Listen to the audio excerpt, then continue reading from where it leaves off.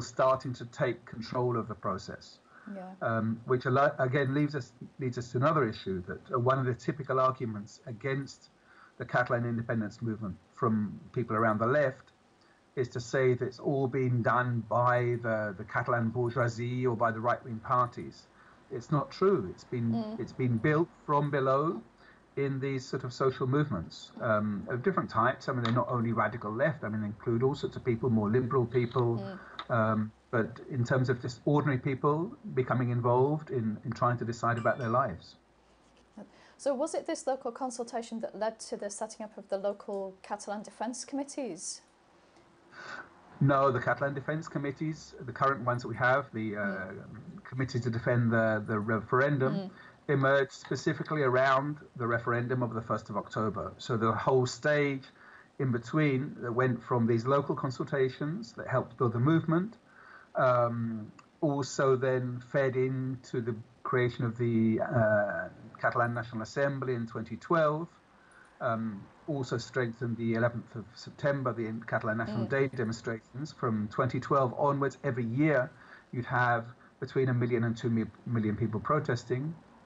And then the Catalan government in 2014 tried to have an official referendum on Catalan independence on the 9th of November 2014. And that referendum was banned by the Spanish government. And so the then government of Catalunya, led by Artur Mas, effectively accepted that ban and said, well, it'll be like an unofficial consultation. In effect, saying it would be at the level of Catalunya, what had already been done in hundreds, if not thousands of villages, just sort of a symbolic vote saying, well, we would like to be independent. And so given that impossibility of having a referendum in 2014, they then had the idea of having what they call plebiscitary elections in September 2015, where saying that, well, we have the elections, that Spain can't ban elections, well, so far. And they said the idea of Artur Mas, of the then leader of Convergència i Unió, the right-wing nationalist party, which interestingly was never independentist. It only became independentist under the pressure of this movement that built up from below. So they said, well, we want to have a single pro-independence list, and then the anti-independentists will stand their candidates. And so if we win a majority for the pro-independence party list, then that will be taken as a vote in favor of independence.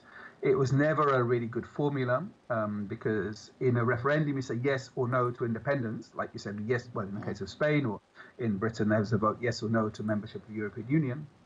But in the case of an election, you're not just voting yes or no to independence, you're voting a whole political program that might be, in the case of Convergència i Unió, a neoliberal program, or it might be, in the case of the CUP, an anti-capitalist program, or in the case of Esquerra Republicana, a sort of social democrat program.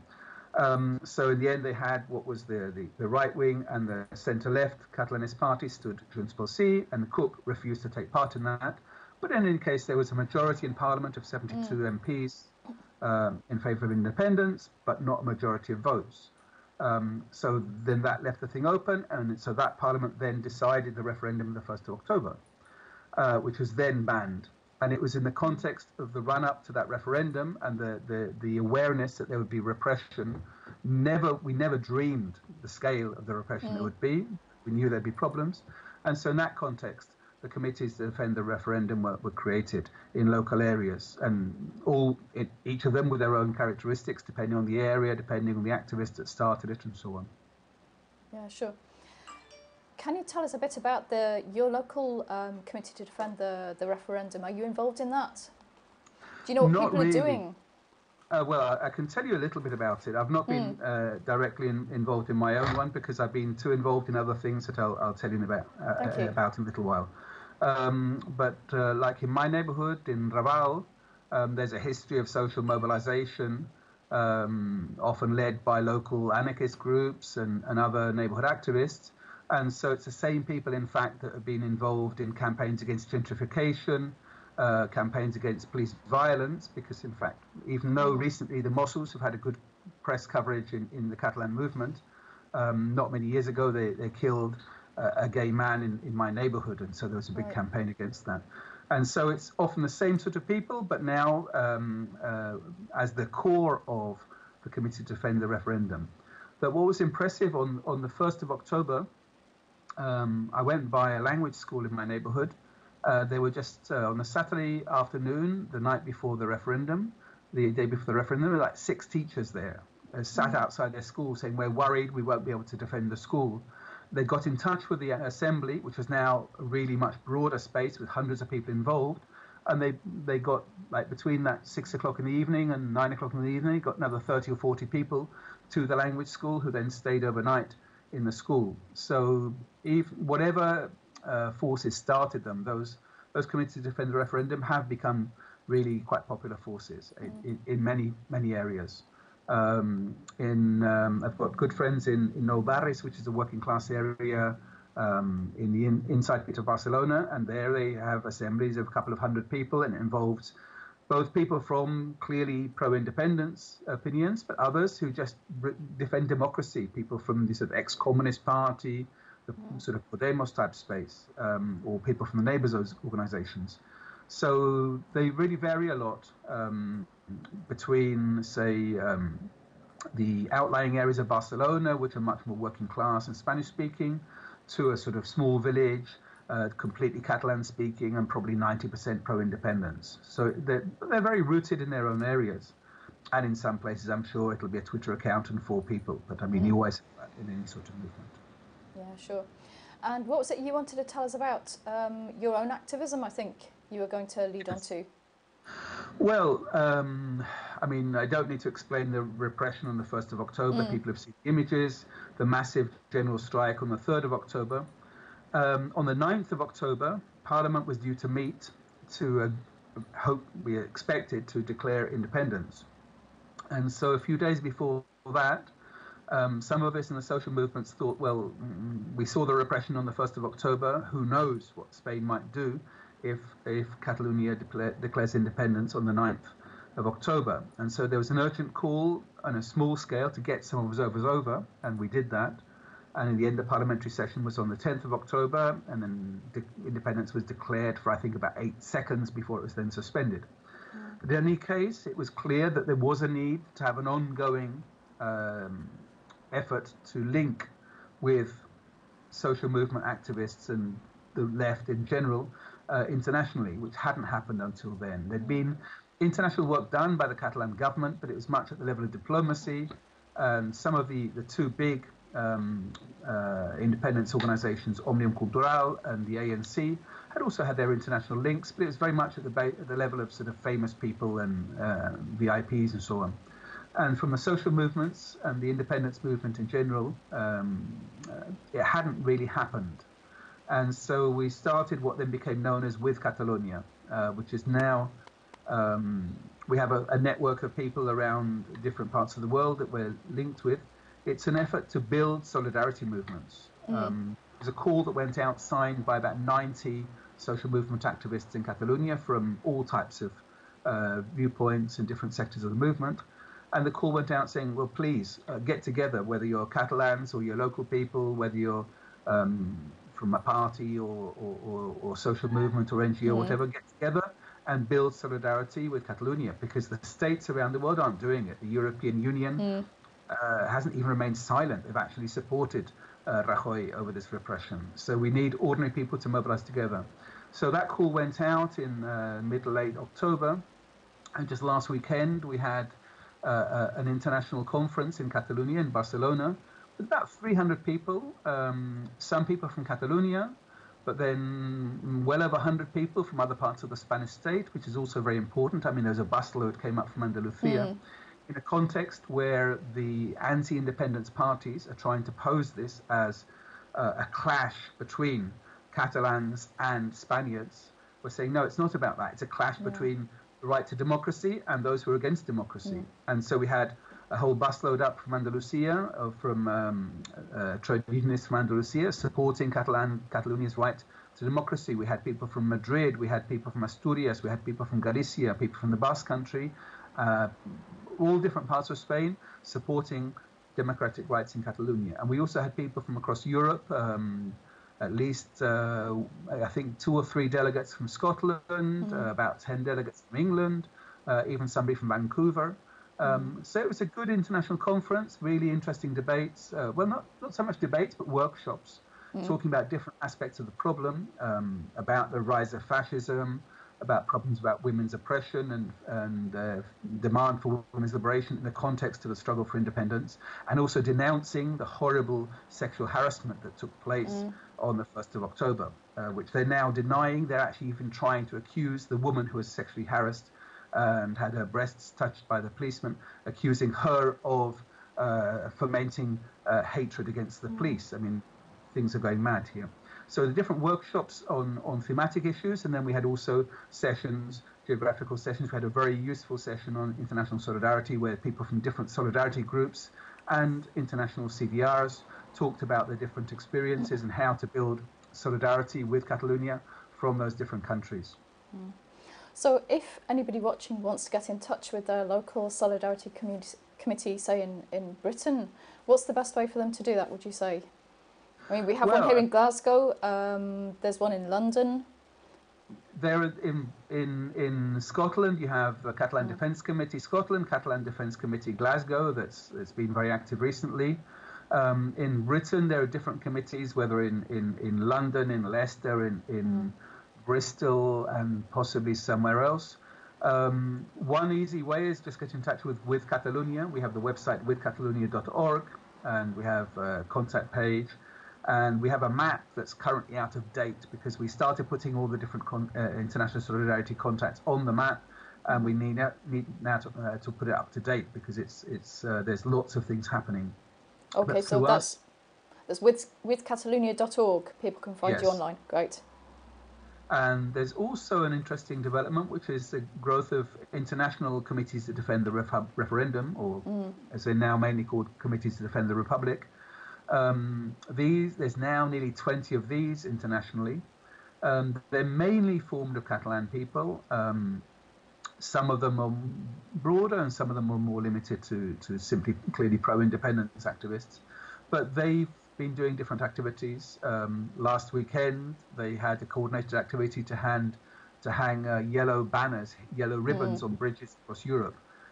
Because one of the unbelievable things about what Spain has been doing, they've been trying to ban the color yellow because it's the symbol of, I see you have a yellow ribbon yourself, and I have a yellow scarf, here.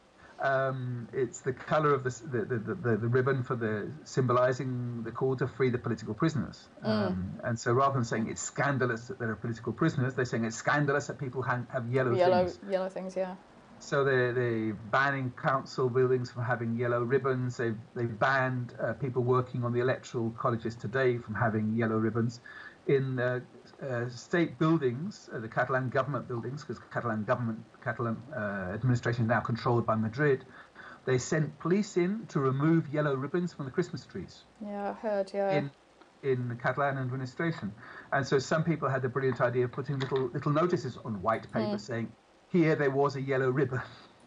And also in the same line, there were council buildings where they had a banner saying free the political prisoners, and they were forced by the police to remove them. And so in one council, at least, they replaced it by a banner, identical banner, but just said, you know what we mean. So Brilliant.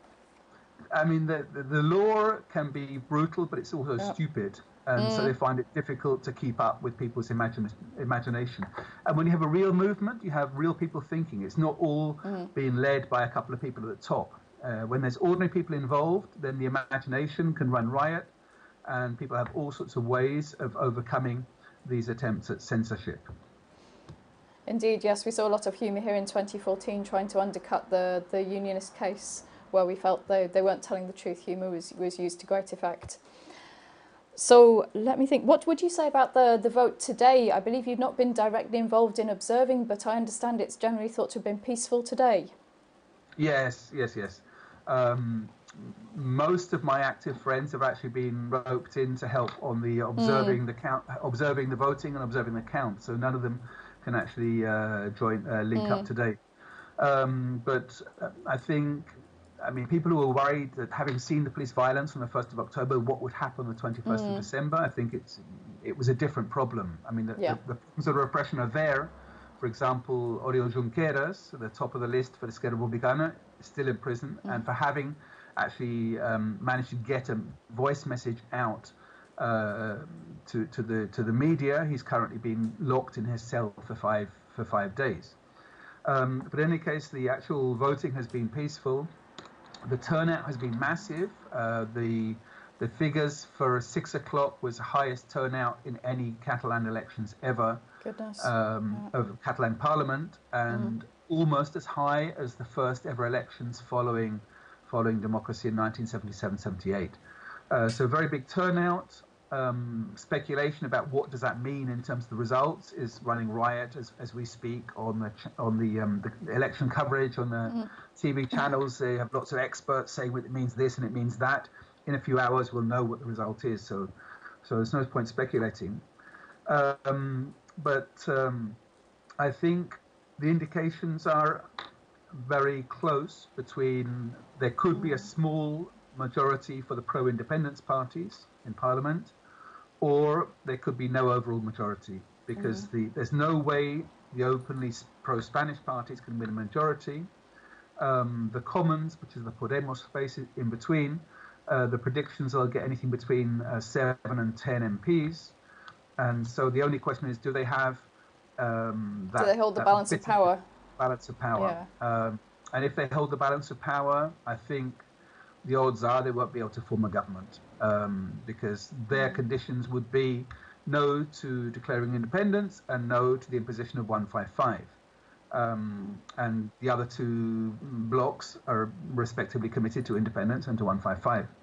Though interestingly, one of the Podemos leaders in Madrid came out yesterday saying it was he basically accepted the imposition of 155. So that's something that people in Podemos and the Commons here will have to discuss. But the other point, in fact, is more fundamental, that whoever wins the elections tonight, I think it won't resolve the problem, because the fundamental problem is that the Spanish state structurally does not want to accept Catalunya's right to decide its future. And so even if there is an overall independence majority, morally and politically, it's a victory for us and for the people who were hit by the police on the 1st of October. Yeah. But in real terms, there's the worry, there's a Groundhog Day. That, well, what are we going to do? Have another referendum and go around again? So that means you have to, even in that case, it's a victory, but now how do we really move towards independence? It can't be done simply through administrative means, because Spain has made clear that they won't accept that. The idea that Europe will come rushing in to support us, I think, is dead in the water. Dead in the water, and which also means that whole sector of Catalan independentism that's had massive illusions in the European Union really has to think again. If it's a hung parliament, then we'll have a few months of negotiations and then elections again. So again, it doesn't resolve everything. In the, I think, hopefully impossible situation of the pro-Spain parties being able to form a government, well, then the repression continues. We had 80% of Catalan people wanting the right to decide on our future, and that 80% won't say, oh, well, now they've managed to impose a pro-Spain government. Well, we'll forget about democracy. That won't happen either. It would be a heavy blow, but I think there's still people who are unhappy with the current situation, and the demand for independence is one of the forms that unhappiness takes. It also takes the form of people protesting against house evictions, which haven't stopped. Yep. It still takes the form of protest against fascism. We have one of the other things I'm involved in is the United Movement Against Fascism, where we had given the fascists imposed some serious defeats on the fascists in the last few years. Now they're using this current situation to try and come back out of the sewers. And so again, we're having to mobilize in terms of the struggle against fascism. So all of those things will have to continue. But in the specific context here, like when we have every 12th of October, the Spanish National Day, there's a really hardcore fascist protest in Barcelona. Most of those come from Madrid. They're bus in from Madrid. So even there's a link between the national question and the struggle against fascism. So in that sense, there's no quick solution to the I mean, how can I say it? The different battles we're in all have an aspect that involves right now in this current situation saying, well, if we can break from Spain and start a constituent process, then in Catalonia we can start saying what sort of society do we want, which means social justice, which means environmental justice. It means also women's liberation, gay liberation. And interestingly, laws and all these things were approved by the current Catalan Parliament and overturned by the Spanish Constitutional Court on the calling of the PP. So all of these things are linked. Also, I think, going back to what I said before about how in our With Catalonia conference we had people from around Spain, those people who came know that if we manage to have a breakthrough in Catalonia and start to raise these social issues, which are the real core of the demand for a change in Catalonia, then those issues can also be raised in Madrid and in Andalusia, in the Basque Country, with greater strength with the model of Catalonia. So I think there's a lot at stake, and today's election results, I think, won't resolve anything of the real at any point. Yeah. Okay. We have a question I think has come in on Twitter. Are you okay to take a question from the member of the public who's asked? Fine. Yeah. Right. Somebody's asking if the pro-independence majorities, if the pro-independence parties get a majority, what will happen? Somebody's asking if Rajoy will accept this. No. He's already said more or less that basically Rajoy called the elections, although probably in constitutional terms he didn't have the right to do it. Yeah. Can I interrupt you a second there, because this is really interesting. Why do you think having called an independent republic, why do you think the parties who just called an independent republic then caved in and accepted elections effectively being imposed by Spain? You'll have to ask them that. Yeah. I think this goes back to the toing and froing we had in October on the part of Puigdemont. Puigdemont is miles better than Artur Mas, who was in power before. And in fact, the reason it was Puigdemont there and not Artur Mas is because the CUP and the radical left took a stand and said we will not accept Artur Mas because he's involved in corruption, he's involved in social cuts. Yeah. And it was the CUP in an assembly of over 3,000 people. In fact, we voted 1,515 each way. I was one of those who voted against Artur Mas in that assembly. And so Puigdemont was a president and a lot better than Artur Mas.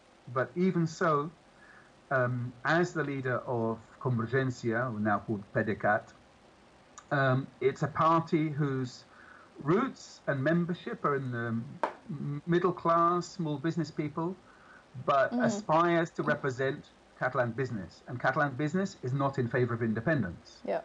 Despite what some people on the left think. In fact, the Catalan big business is against it. And so that, combined with the fact that with their social basis, they were in favor of independence, but when it came to really mobilizations in the street, I think that sort of social sector ends up being worried that, well, maybe we do have quite a lot to lose. It's not like Marx said, the workers have nothing to lose but their chains. The richer friends of Convergencia and Union have a lot more to lose than their chains. And so in October, Puigdemont was caught between a massive pro-independence movement that he'd helped to build in the last years, and the nervousness of their richer backers that didn't want the upsets and the upheaval of a serious struggle for independence. And so that's why you had the Declaration of Independence, and then 8 seconds later it's called off.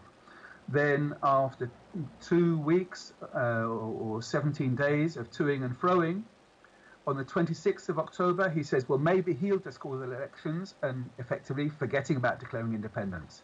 There was a massive, massive student demonstration that day, and a popular reaction, in fact, across the whole country. Members of his party tearing up their party cards in front of their cameras. And so basically he was forced from below, plus the fact that in Spain they said, even if you call new elections, we'll still impose 155. So he was forced on 27th of October to declare independence, but then they did nothing to put into practice. So then the following Monday, they'd already imposed 155, and the ministers that said, we'll be in our offices, we'll carry on our work, we were elected to carry out independence, they didn't do anything.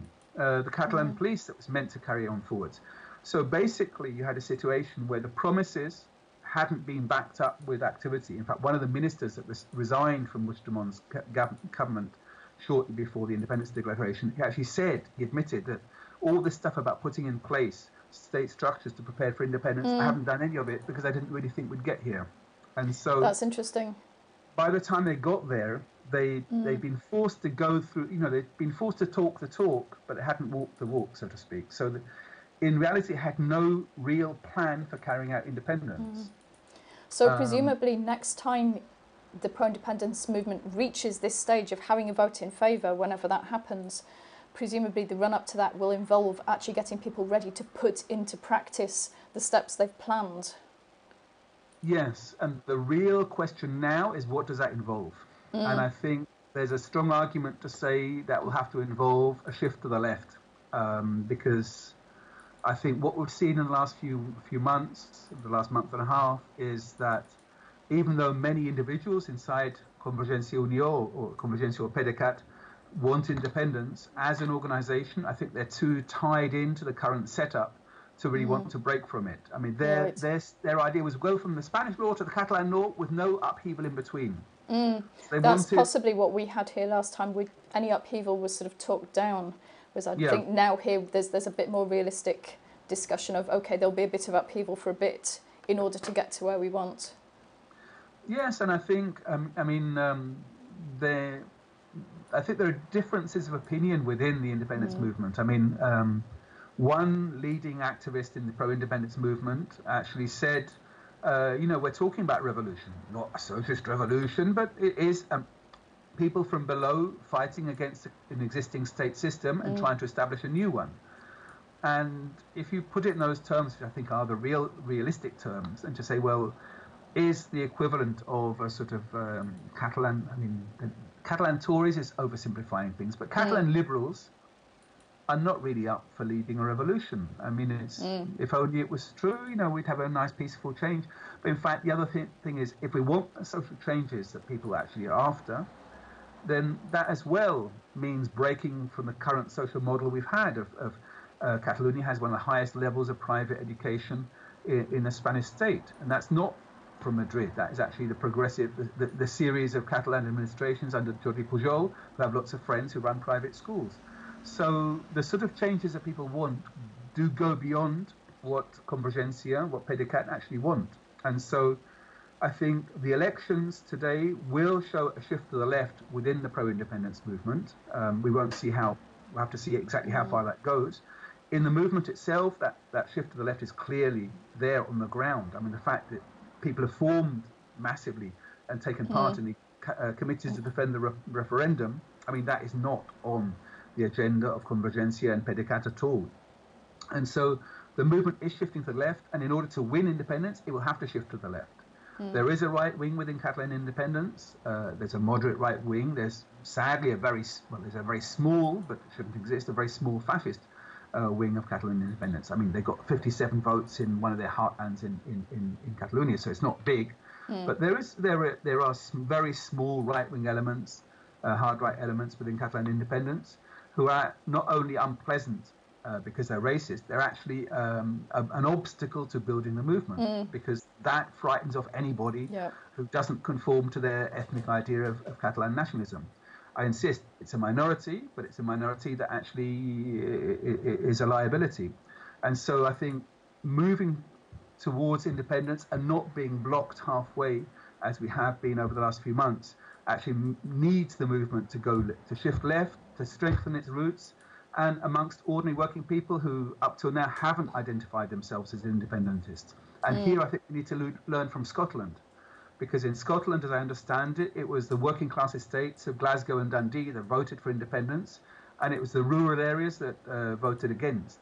In Catalonia, it's a bit the opposite way around. I mean, not simple as that, but rural areas are more pro-independence than the strongly working class estates. And so I think we need to do work as a left. I'm a member of an anti-capitalist group, but as a radical left in general, we need to do a lot of work, not in a patronizing way, but actually linking into those people, listening to their concerns and trying to make the connections between, and to show that actually what we want actually coincides an awful lot with what they want. And the fact that they might feel themselves to be Spanish is not a problem. I mean, the point is, do we want these social changes? Can we get them in the PP Spain? No. So if we have a break, then we can get them. And then at some time in the future, if those changes go through in other parts of Spain, then we might, we will be talking about federal relationships with a more progressive Castile or Andalusia or the Basque Country. That's not a problem. Right now, the question is, are we able to make that break and make those social changes through breaking with Spain? I think it's possible, but as I said, we'll need to shift much more to the left and recognise we need a real rupture, not just a sort of some sort of bureaucratic manoeuvre, putting down one flag and pulling up another one. Yeah. So perhaps a way forward, just to perhaps wrap up the conversation now, because we've just gone 8 o'clock, is perhaps to build the social movements then across Europe, build the horizontal links between the pro-independence groups and the pro-democracy groups in Catalonia, and say here in Scotland and Wales are getting up now and saying, yeah, we need independence as well, and the various other movements around Europe, and people just who are pro-democracy, who see that people should have the choice if they need it. Exactly. I think this is one key element, because one thing that allowed Rajoy to be so brutal and in their repression is because the voices weren't raised very strongly in the rest of the world. I think people need to see that what's at stake in Catalonia affects everybody. If they can send in riot police, 10,000, and get away with it, and get away with it, smashing the heads of little old ladies and tearing the clothes of young women, if they can get away with that, then they can get away with attacking any picket line, any women's group, any anti-racist protest. And so, I mean, you mentioned Wales and Scotland, and of course, I think there's strong links there. But I think also in England or in France or in Germany, any social activist that wants more democracy and more social justice should be supporting the demand for Catalan independence, because we're actually on the same side. So it's not just a question of oppressed peoples of the